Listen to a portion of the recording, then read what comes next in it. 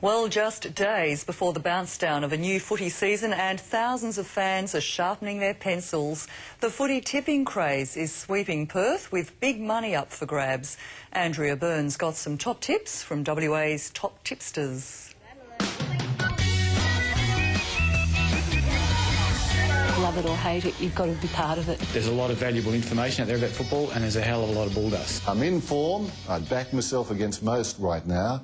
And, well, let's say I'm unbeatable. The rookies have been bloody.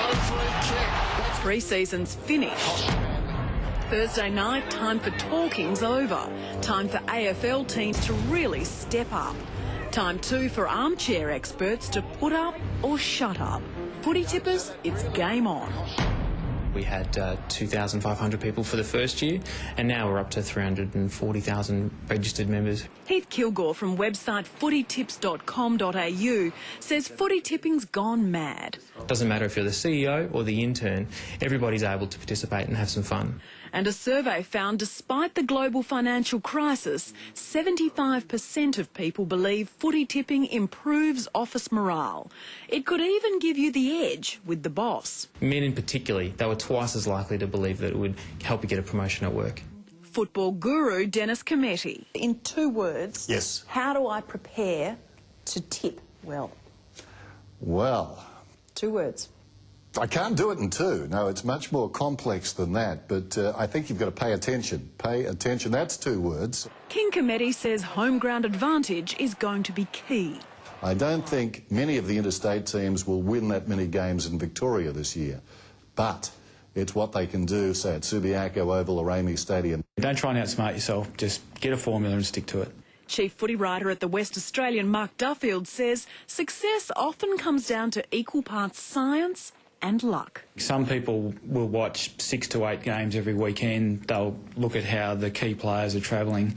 They'll look at which teams are in form and which teams are out of form and which teams have injuries to key players, and they will tip according to that. So they'll be considering a range of factors. The most dispiriting thing about that is that somewhere out there in Australia there'll be a 9-year-old kid who tips because he likes the team songs and he'll be 10 ahead of you. Hand up those for the Eagles. That's not too bad. Hand up those for the Dockers. At Collier Primary School, who's this person, Christopher? Room 2 is including footy tipping as part of the curriculum.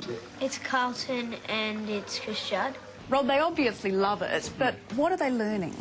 Well, they're learning a whole range of things, Andrea. Teacher Rob Thompson says maths, English, even values lessons can be taught using football. I think it's from the Richmond Tigers and I think it's Matthew Richardson. Correct, Amundo. 2 points to the Dockers.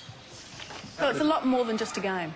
Oh, it's absolutely more than just a game. And although we do have some passionate supporters, we also learn that, hey, it's okay if your team gets beaten as well. It's really fun. Did you follow footy before now? No. St Kilda versus Sydney.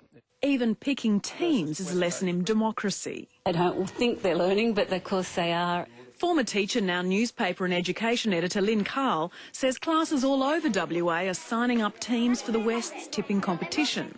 It's a really good program for boys, particularly reluctant readers, because footy's an avenue that, yes, this is great, this is fun, so they come into it with a positive attitude.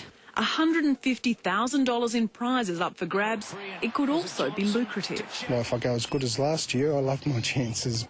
David Wern bought a car with his $10,000 cheque from winning last year's competition. He hopes he can do it again. How much time a week would you spend on it?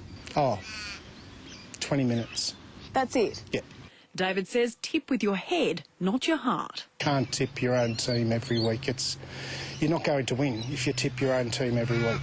So who's going to win overall? First place? Geelong will top the ladder. I think it'll be out of Hawthorn and Geelong. Hawthorn. Last place? Melbourne. Probably Fremantle. And the Brownlow? Gary Ablett. I think Chris Judd. Nick Hodge. I think Gary Ablett. Collingwood.